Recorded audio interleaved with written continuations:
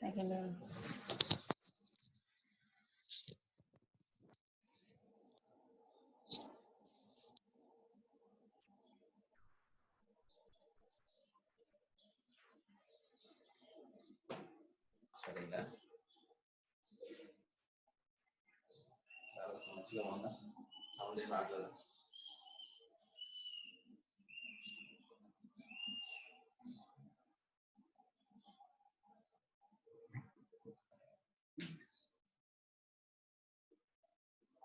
Good morning, ma'am.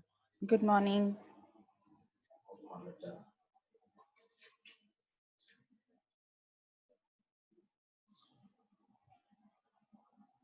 Okay, can you all see the screen? Yes, ma'am. Okay.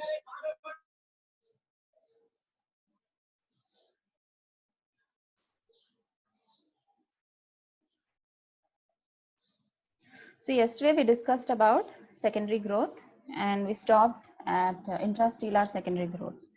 So I said that secondary growth happens within the steel and outside the steel. So this intrastellar secondary growth is what happens inside the steel.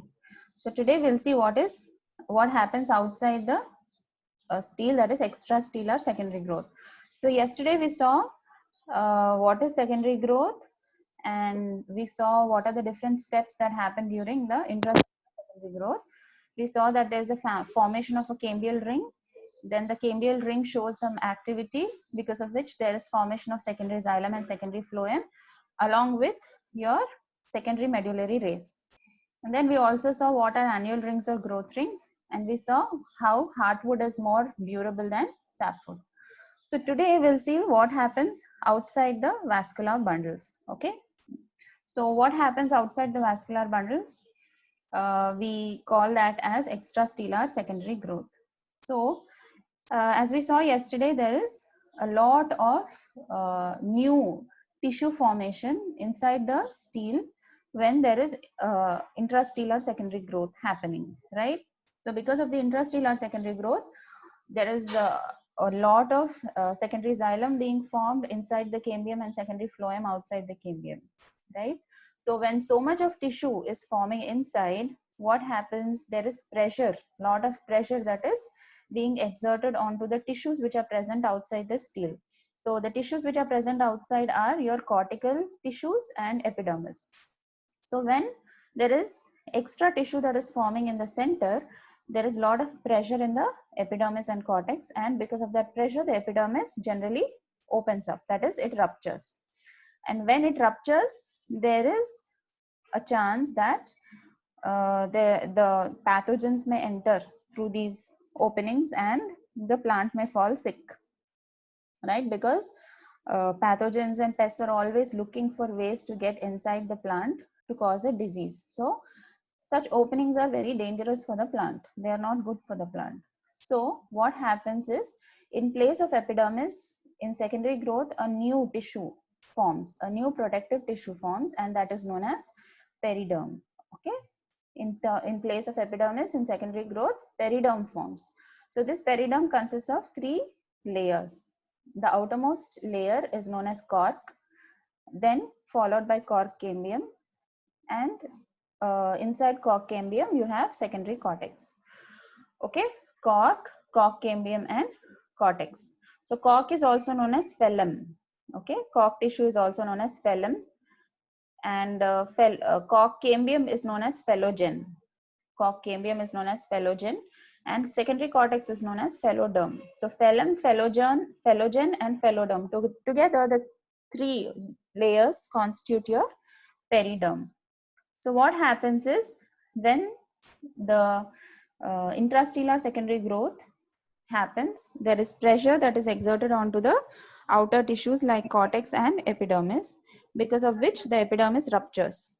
After the epidermis ruptures, few of the cells in the epidermis or the cortex, okay, few of the cells in the epidermis or the cortex, they transform into cork cambium. Okay, just like your vascular cambium inside the steel, here few cells from the cortex, they transform into cork cambium, and this cork cambium divides and gives rise to your cork tissue on the outside and secondary cortex on the inside. Like your vascular cambium gives rise to secondary xylem on the inside and secondary phloem on the outside, cork cambium gives rise to cork on the outside and secondary cortex on the inside. Okay, so this cork cambium and secondary cortex together, the three of them form your periderm. That is the protective layer that comes in place of epidermis. Okay, so intrastellar secondary growth is because of the activity of vascular cambium. Extrastellar secondary growth is because of the activity of cork cambium. Okay, so when we look at the cork tissues, which are the outermost tissues that are present, these cork tissues, cork cells are non-living cells, and they are generally rectangular in shape, as you can see the brown cells here, and the cell wall is made up of suberin. Okay, suberin, and this tissue, suberin, is generally it's water resistant, that is it does not allow water to get inside. Okay, so it's impervious to water. Okay, so this tissue is a hard tissue, non-living tissue, and it gives protection to the plant. So that's why we can see that the green plants are transforming into brown plants, right? Because of all these periderm formation. However, because it is impervious to water, it still needs some gases to go inside, right? For exchange of gases. So for the purpose of exchange of gases, there are specialized cells called as lenticels. So what are lenticels? Lenticels are small pores present on the surface of the plant. These are lens shaped. Okay, you must have studied about lens, concave lens, convex lens in your school. So these are lens shaped pores which are present in the cork region of periderm. Okay, so when we look closely at the structure of a lenticel, okay, they have large number of loosely arranged parenchymatous cells. These are all loosely arranged parenchymatous cells. They are known as complementary cells. Okay, so these cells are loosely arranged so that, and there is an opening. So this opening is known as lenticel, and these loosely arranged cells are known as complementary cells. So these lenticels help in the exchange of gases for respiration and photosynthesis. Okay, so if the plant is completely impervious, then it's a difficulty to the plant because it needs some exchange of gases happening, because it has to respire and we need carbon dioxide for photosynthesis. So for all this exchange of gases, we have lenticels in the cork tissue which help in this gaseous exchange. Okay, so this is about your extrastellar secondary growth. Okay, I hope secondary growth is clear now. So secondary growth happens inside and outside the steel. The stellar growth that happens inside is intrastellar, which happens outside is extrastellar secondary growth. Okay, so extrastellar secondary growth, you have the formation of periderm, and in periderm you have, in the cork tissue, you have lenticels which help in exchange of gases. Okay, so this is about our secondary growth. So then you said you want me to repeat embryology, right?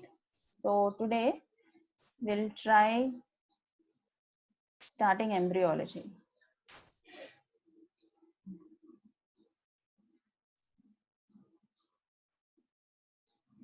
Going to study about plant.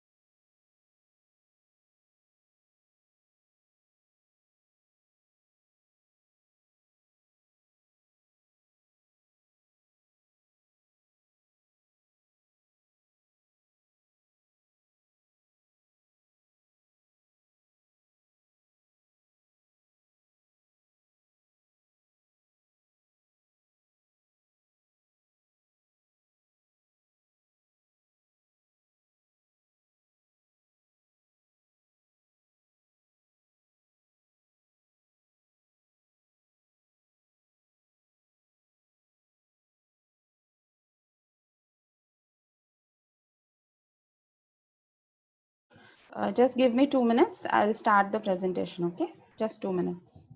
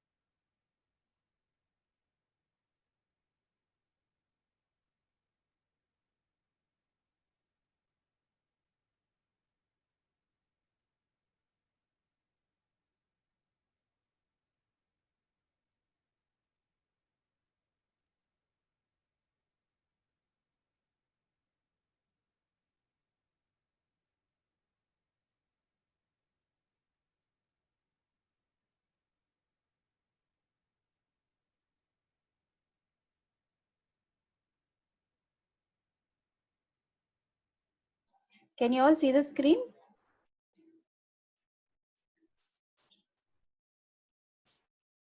No. Okay. Okay, so we'll start plant embryology today. So, what is plant embryology? Okay, so when we look at different organisms that are present, there is development from zygote to a complete organisms, right? So we can see in humans also, from the process where there is a zygote, from the time when there is a zygote formation. So from zygote you have development into a complete baby. So it takes around 40 weeks for this to happen.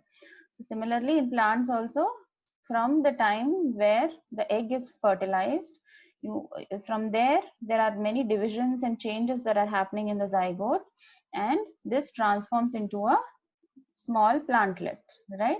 So all these processes are studied in plant embryology. Okay. So what is plant embryology? If we need to define, it is the science that deals with the study of development and structure of micro and megasporangia. Okay, so you have the microsporangia and the megasporangia. Microsporangia is the pollen, megasporangia is microsporangia is your anther actually, megasporangia is your ovule, and then male and female gametophytes. Male gametophyte is your pollen, female gametophyte is your embryo sac. Okay, so the science which deals with the study of all these structures, how they are forming, how they are developing, how the fertilization is happening, and after fertilization what are the changes that are happening, how is the endosperm dividing and forming, how is the embryo dividing and forming. So all these are studied in plant embryology. Okay, so it starts with microsporogenesis, megasporogenesis, pollination, fertilization, and development of embryo. Okay, so all of these aspects are covered under plant embryology. So the first scientist who discovered that the plants there is sexual reproduction happening is Rudolf Camerarius. So he was the scientist who first discovered that plants show sexual reproduction and they have sexuality. Okay, so when we look at the father of embryology, he is Acharya Panchanan Maheshwari. He is an Indian. So he is considered to be the father of embryology. Okay.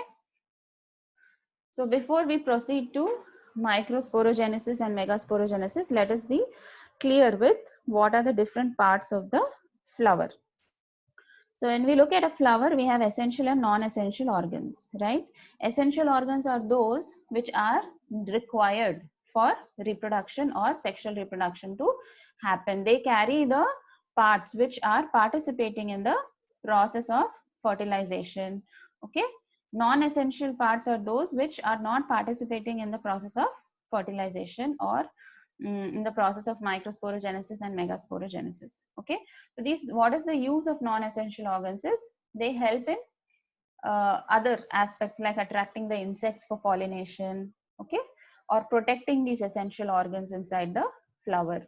So when we look at the essential and non-essential parts, your calyx and corolla, the petals are known as corolla, and your sepals, or these green parts, are known as calyx. Okay, these are all non-essential parts. So they only give protection to your essential parts, and your petals or corolla help in attracting your insects for pollination. Okay, so the essential parts are these, the anthers, okay, stamens, these are called the stamens. The upper portion is known as anther, and this filament is, this tubular structure that you can see is known as a filament. So these are the male parts of the flower, the anthers. Okay, and then the central part that you can see here, okay, the uppermost portion of this is known as stigma. Then this tubular portion, which is extending beyond stigma, is known as style, and the style is bulged at the bottom, and it has your ovary, and inside the ovary you have ovules. Okay, so this is the female part of the plant. The entire style, stigma, and ovary together is known as pistil. So anther and filament together are known as stamens. So stamens are the male reproductive organs, and pistil is the female reproductive organ of the flower. Okay, apart from this you have calyx, which are present at the bottom of corolla, and then you have a pedicel, which is the stalk of the flower. At the bottom of your ovary you have a receptacle, which is the seat on which your ovary is resting. Okay, so these are the different parts of the plant. So these are all the ones which are present on the outside are the non-essential parts. Your stamens and pistils are the essential parts. Yeah, I hope it is clear to all. Okay, this we'll see later. So first let us look at what is the male gametophyte or the microsporangium. So as we just discussed, the male reproductive part is your stamen in the flower. So stamen is comprising of two parts, that is anthers and filaments. So anthers are the ones which are present here, which are lobed structures on the top, and these stalk-like structures are filaments. Together, both of them are known as stamens. Okay, so these stamens can be either monothecous, that is, they are not divided into two lobes. Here, the picture that you see is of dithecous because it has two lobes, right? So again, when you cut this transversely, each lobe will contain two compartments inside. So this one will contain two compartments. This lobe will contain two compartments. Okay, so each lobe will have two compartments. These compartments are known as theca. Okay, so in dithecous anthers you have four theca. In monothecous anthers you will have only two theca. Okay, so when you cut, you will see something like this, and these theca are filled with pollen grains. Okay, so when we look at it closely at the transverse section of your microsporangium or anther, so it looks something like this. It looks like a butterfly, the TS. So when we look at the different layers that are present, the outermost layer that is present is known as epidermis. Okay, so it is a single celled layer, as you can see here, and the main function of epidermis is to offer protection to the tissues that are present inside the epidermis. Okay, so these epidermis cells, like every other epidermis, it does not have any intercellular spaces. They are all closely and compactly arranged without any spaces. Okay, however, at these places, okay, at these places where the theca are meeting, okay, there are some cells which are larger in size. In this figure you cannot see them, but if you look at other figures, you can see that here the cells are very large in size where the theca are meeting. So these cells are known as stomium, and this stomium, at the stomium, the dehiscence of the anther occurs. So when all the pollen grains are ready inside the stomium, the cells open up, they take up oil, they take up water, and then they swell, and then the stomium opens up and helps in the release of the pollen grains. Okay, So below epidermis, there is another layer called as endothecium. That is also single celled layer, but the cells are larger than the cells that are present in the epidermis, and they also do not have any intercellular spaces. After endothecium, you have 3 or 4 or 2 or 3 layered a region which is known as middle layers.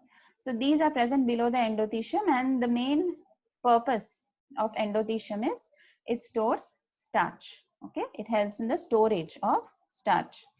So the first 3 layers are epidermis, endothecium, and middle layer. The fourth and the most important layer that is present inside the microsporangium is tapetum. So tapetum is the innermost layer of the anther wall, and this tapetum has microsporogenous tissue inside. Okay, so this tapetum is also known as nurse tissue. The other name for tapetum is nurse tissue. It is known as nurse tissue because it provides the required nutrition for the growing pollen grains inside.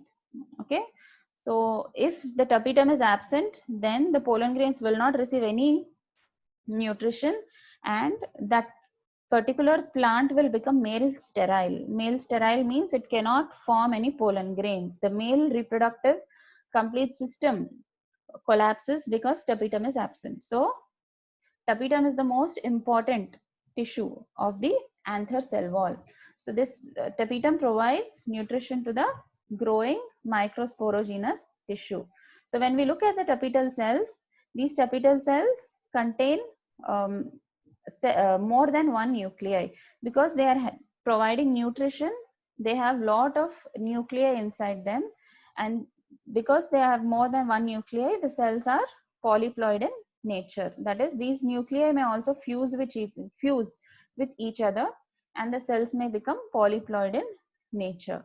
So this tapetum, depending on their behavior, is divided into 2 types: secretory tapetum or glandular tapetum, amoeboid tapetum or plasmoidal tapetum. Okay, so the tapetum is divided into 2 types. So when we look at the secretory or glandular type of tapetum, what happens is, by the time the microspore mother cells undergo meiotic division, the entire tapetum is consumed. Okay, it is all degenerated. So inside the tapetum we have something called microspore mother cells. Okay, we just said microsporogenous tissue. That is nothing but your microspore mother cells. These microspore mother cells will further undergo meiosis to form your pollen grains or microspores. Okay, so these, by the time this microspore mother cells undergoes meiosis, our tapetal cells are completely degenerated. Okay, and these tapetal cells are completely consumed by the microspore mother cells by the time they undergo meiotic division. Such a tapetum is known as secretory tapetum or glandular tapetum. So you can see small types of small vacuoles in the cytoplasm, and the nucleus, the polyploid nuclei which is there also starts degenerating in the tapetum. This is a sign of the degeneration. This happens in glandular or secretory tapetum. When we look at amoeboid or plasmodial tapetum, all these tapetal cells, what happens, their cell walls are dissolved. Cell walls means the division that divides different cells are the cell walls of them degenerate, and all of these cell contents together they form protoplasts. Okay, protoplasts are nothing but cells without cell walls, and these protoplasts are all fusing to form a dense substance. Okay, it forms a mucilage like substance which lacks any shape, because cell wall gives a particular shape to the cells. So when the cell wall itself is lost, what happens, they lose the specific shape. Okay, and that's why it is called as amoeboid tapetum. We all know that amoeba does not have a definite shape, right? So it just keeps changing shape. These protoplasts also do not have any shape, and they keep changing shape. Okay, that's why it is known as amoeboid tapetum or periplasmodium. So this dense mucilage like substance gives nutrition to the microspores. Okay, so this is the difference between secretory and amoeboid tapetum. In secretory tapetum, what happens, the cells are intact, but the cells are degenerating by the time the microspore mother cells undergo meiosis. Whereas in amoeboid or plasmodial tapetum, all these cells together lose their cell walls and form a jelly-like substance which does not have any shape, and they are known as amoeboid tapetum. Okay, so this way we have two types of tapetum. So what are the four different layers present in the microsporangium or anther? You have your epidermis, endothecium, middle layer, and tapetum. Out of all of this, tapetum is the most important layer. It is the innermost layer providing nutrition to the microspore mother cells. So when we look at the microspore mother cells, these microspore mother cells are present inside your tapetum, okay, in the theca. So you have four different chambers inside, right? So these four chambers inside you have microspore mother cells. So these microspore mother cells first undergo meiosis. So we all know meiosis has two stages, meiosis 1 and meiosis 2. So by the end of meiosis, you have four haploid cells. So microspore mother cell is diploid, but it undergoes meiosis to form four haploid pollen grains, and they are all attached because the cell wall of the microspore mother cells still holds them together. So because of this arrangement, they are known as tetrads. Okay, they are held together by the microspore mother cell wall. So the arrangement of the pollen grains in four is known as tetrad. Okay, after they are released, they are known as pollen grains.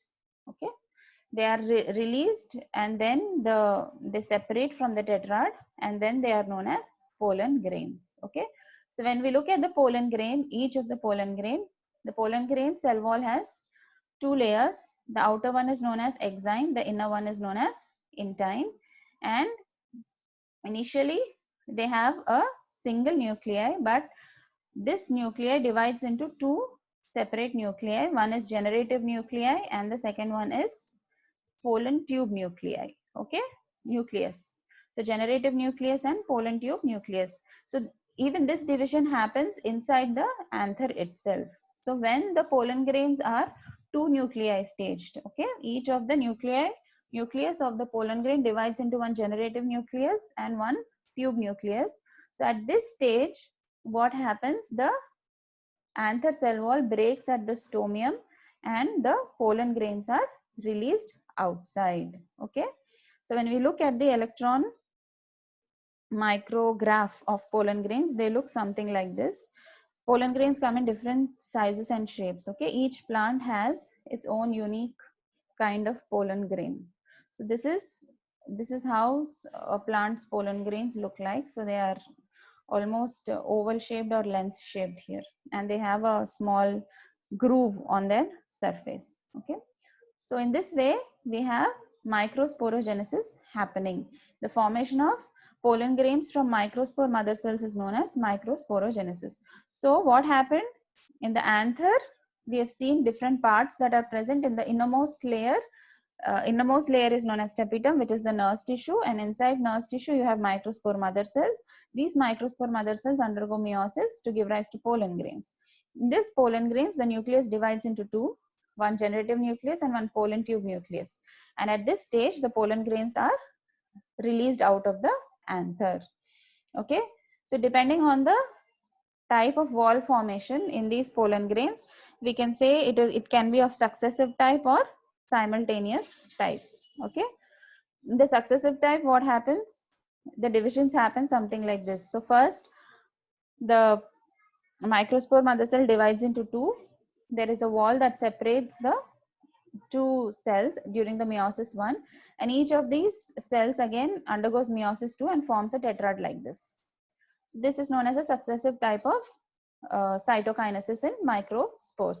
When we look at the simultaneous type, so you have tetrads which are in this three-dimensional form. Three of them you can see here. The fourth one is present at the back. Okay, in the two-dimensional view only you can see all the four, but here it is arranged in the form of a three-dimensional arrangement. So the first type is successive type. The second type is known as simultaneous type. So in simultaneous type, you can see the division is very much different than what is happening in the successive type. So here at the same time, you can see that four of the cells are simultaneously forming, whereas here two of them are first forming and then they're again dividing and giving rise to four types, right? So first two cells are being separated. There is a wall formation in between two, and then each of these cells is again forming a separate wall. But here what is happening? Karyokinesis or the nuclear division is first happening. 4 nuclei are forming, and then you have the 4 cells forming your cell wall around them. So here in successive type, first between the 2 cells there is a cell wall formation, and after the cell wall formation again another division is happening. But here first nuclei is dividing. Okay, 4 nuclei are forming, and then all the 4 nuclei are simultaneously, they are forming the cell wall around them. That's why this is known as simultaneous type, and this is known as successive. Successive means one after the other, simultaneous means at the same time. Right? Again, in the simultaneous type, depending on the arrangement of these pollen grains, you have 5 types of arrangements. So in tetrahedral, you can see only 3 from one dimension. The 4th one will be present on the back of these 3. In isobilateral, you have 4 of them, which you can see like this. In decussate type, it is a T. I mean, both of them are present here. A bigger one at the bottom, and then another bigger one at the behind. Then you have T-shaped structure like this. Okay, and then you have a linear arrangement like this. So in dicots, mostly you see tetrahedral arrangement. In maize, you see isobilateral. In Magnoliaceae family, you see decussate type. In Aristolochia, you see T-shaped arrangement. In Asclepiadaceae, like Calotropis, you see the linear type of arrangement. Okay, so this is about your formation of pollen grains. So as I said, they have an outer cell wall called as exine, inner cell wall called as intine. They have 2 nuclei when they are released, that is generative nucleus and pollen tube nucleus. And this pollen grains have certain reserve food inside them for them to survive for few days.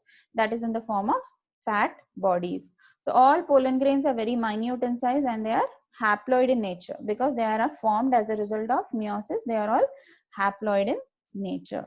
Okay.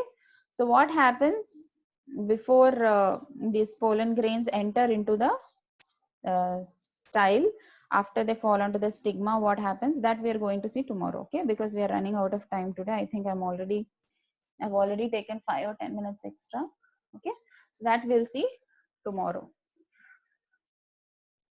So were you all able to see the presentation today? Did you all understand? Yes, ma'am. Yes, everybody? Yes, ma'am. Yes, ma'am. Yes, So do you want to say anything? I mean, is this okay? Are you able to understand at this pace? yes, ma'am. Okay. Yes, ma'am.